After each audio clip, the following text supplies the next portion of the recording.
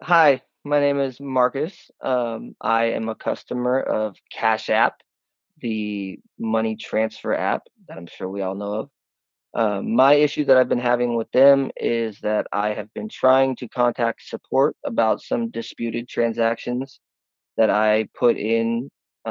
We are now 15 to 16 days past the initial dispute filing date, and I am getting refused. They refuse to give me any information.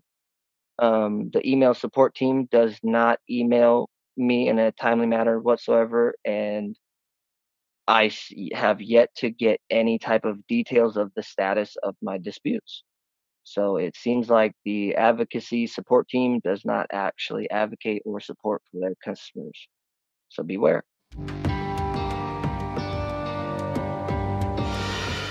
The whole issue started when I had lost my phone.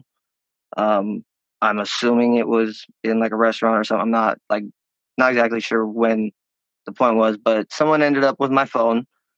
It was a new phone, so I didn't have like a screen lock or any of the security features quite set up yet.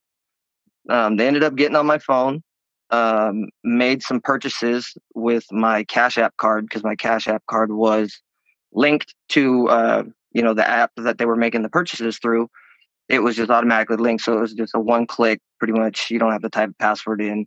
So they made like what was it? They made a $2,000 charge, and then $1,000 charge, and then $1,000 charge, a $500 charge, and then another $250 charge. So like $4,750 altogether, which happened to be my tax return. So I had just gotten that like very recently before. So eventually I only took me a couple days. I get a new phone. I start going through all my bank accounts and stuff, just making sure everything's all right. And I had gotten some emails from Cash App saying that, hey, you spent this much here, you spent this much at the same spot. It was I'm not even sure what the app was. Again, I'd have to double check, but it was I mean, five charges literally within like, 30, 40 minutes of each other. So just consecutive charges for pretty much almost like max amounts that you can transfer. Um, so when originally I contacted the merchant, the merchant that the payments went to, explained the situation to them. They told me that there's nothing they can do, that I have to dispute it through my bank. Cash App being the banking institution that I was using. So I go to their support. Their in-app support is, for lack of better words, completely trash. So it originally has like a Cash App or a Cash bot that like will respond to you. So you got to go, talk to a computer first to kind of navigate your call. Eventually, it tells you, "Hey, let me get somebody that can help you." Um, then it gets somebody, and at first I didn't, I actually thought I was talking directly to a person getting like real live answers. Um, Came down to it, I explained the situation to them. They said, okay, well, you got to fill out a dispute form, so we'll email you that. Here's the link. It gave me all the instructions how to, submit a dispute. So I did all that, did everything they sent me. Next day, I hit support up again. I just double checking that they got all my, got my dispute information.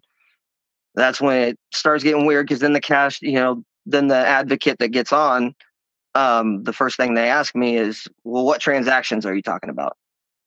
I'm like, what do you mean? The transactions that are on my, like, I get anyone who knows a little bit of something about customers, like call center customer services, they have your account right in front of their face for the most part. Um, so they were asking me about what transactions I was talking about.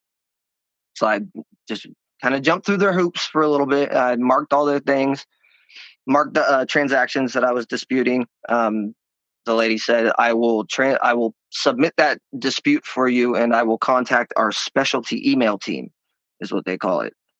Um, so I said, okay, figured that would put it in the system. Didn't hear anything from them for a couple days.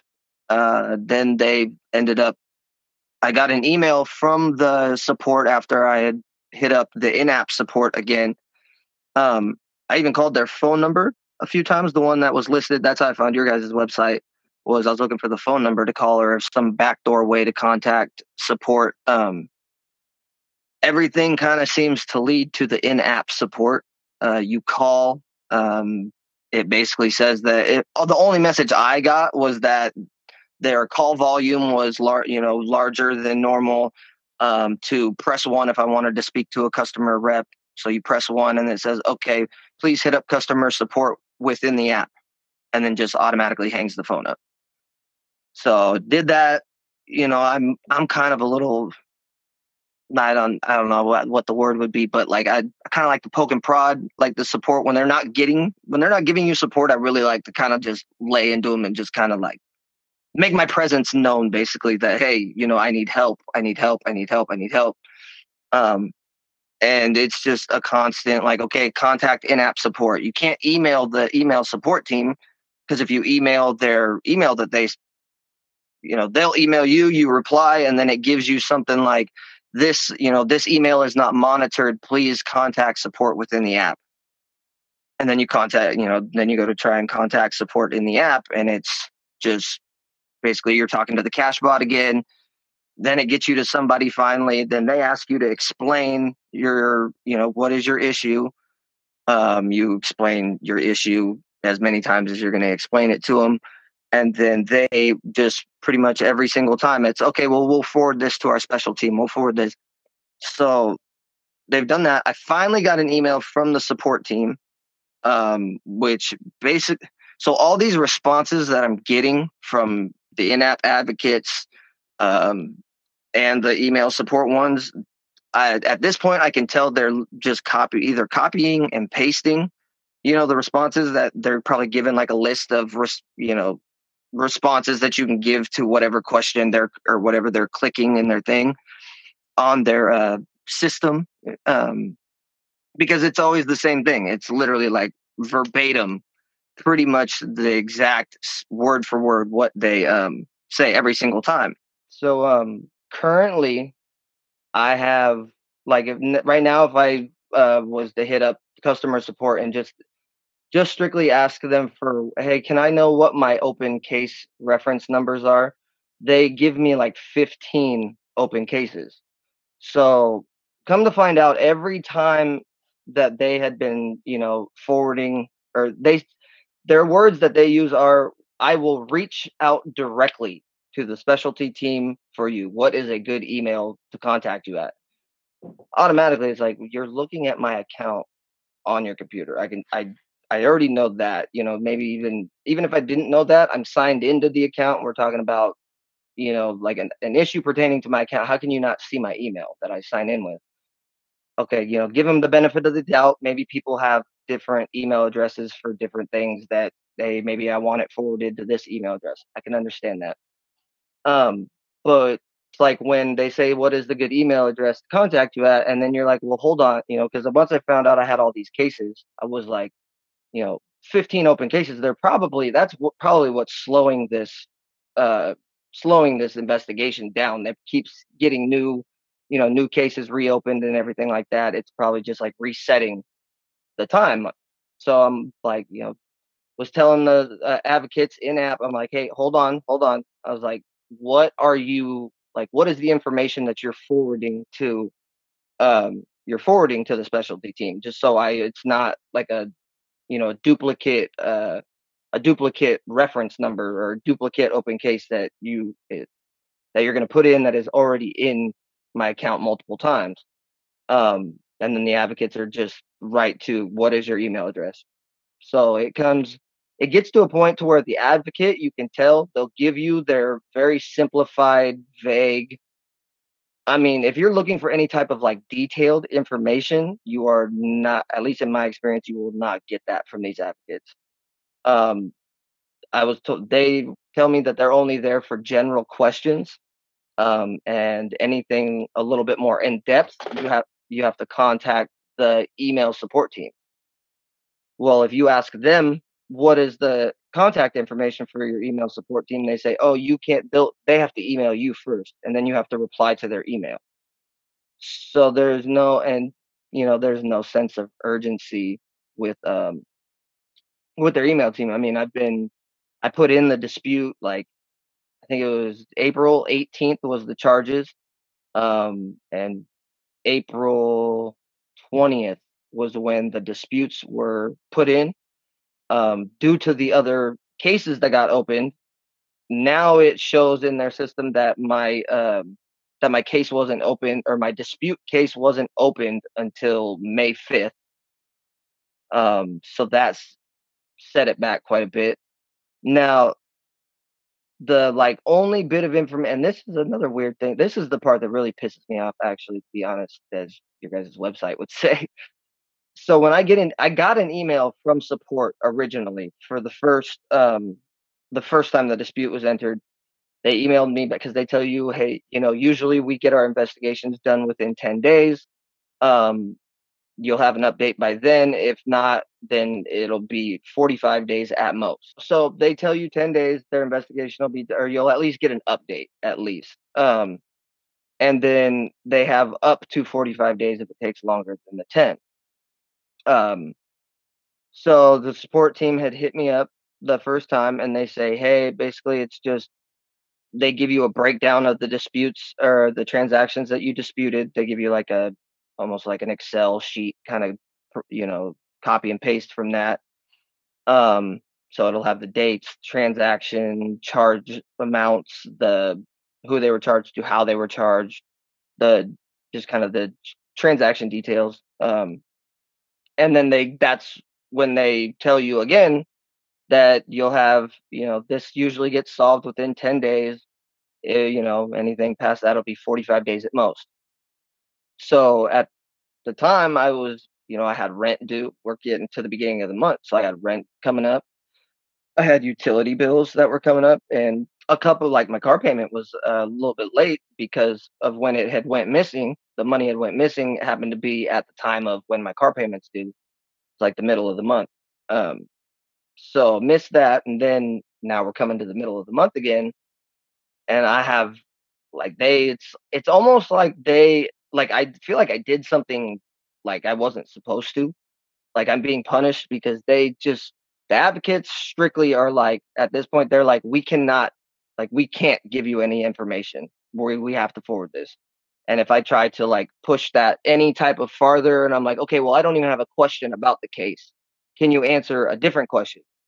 Sir, we need to transfer you. We need to transfer you. So they just try to like throw me away. So April 28th, when I received that email from the email support team, I emailed them and I explained to them, hey, it's kind of urgent. I really need this money. Like I got bills that are due. Like this should have never been taken out of my account.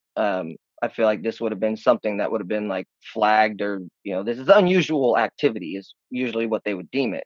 You would think, $2,000 charge, $1,000 charge, $1,000 charge, literally consecutively with like 5 minutes, 2 minutes in between on some of them. Then I get an email back from a totally different email support person, well, different name, but same email thread. And all they told me was they quote the EFTA, the Electronic Funds Transfer Act, and they quote this part in it, which is Regulation E, and they say, "Hey, we have," basically trying to tell you that they have 45 days to give you any information on the settlement of the investigation. So me, I like researching stuff, like I'm always ended up doing my research on different things, like when I'm told stuff like that. So I get on the internet, I start doing my searching about what regulation, what this EFTA Regulation E actually says. And when you get into the nitty gritty of it, yes, it does have that 45-day time frame, but the words they use it in, they bend it to make it seem like it 100% allows the 45 days. So what the Regulation E actually says, from what I read, which was on, the federal government website that has, all this consumer protection stuff, it says that financial institutions are given a 10-day period to investigate any disputes, but they are able to opt up to 45 days for certain reasons, and then it like lists some of the reasons. Basically being if there's like a fraudulent, if there's suspicion of fraudulent activity is kind of the general consensus of what would give them the 45 days. And it even says if they decide to take that 45 days, they need to give the consumer a detailed reasoning of why it's going to be longer than the allotted 10 days that they're supposed to. So then I send this back to them. I'm like, okay, hey, well, you are correct. It does say 45 days, but there's stipulations to get that 45 days. Get another email back, and they say, well, hey, good news. Cash App has credited your account, uh, has paid your account provisional credits in the amount totaling the transactions. It then detailed. It says you will have full use of these provisional credits. Basically, we'll use the dispute money when it comes in to pay off these credits. Otherwise, we'll have to take the credits out of your balance if it doesn't go through, and then I would owe the money back, essentially. Um, that was on April 28th that I got that. I have yet to see like a single dollar of this provisional credit.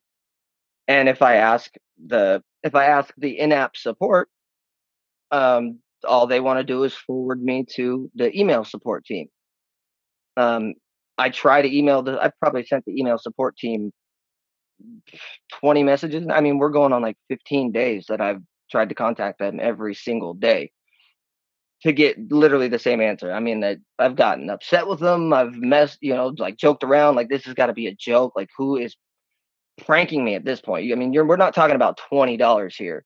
I mean, we're talking about a good amount of money to anybody. I don't know about it, whoever may be watching this, but $4,750, that's a lot of money to me. That pays off a good chunk of bills, that pays off rent, that gives me, I mean, that's more than I make in a month.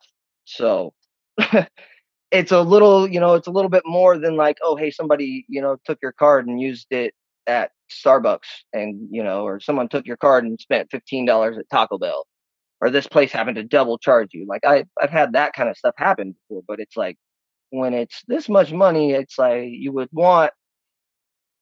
think as a consumer when you're entrusting your money into a company as big as Cash App, well, I would probably say a multi-billion-dollar company. I mean, was they owned by Block, who owns Square and Cash App? So I mean, it's a very big company with absolutely no support.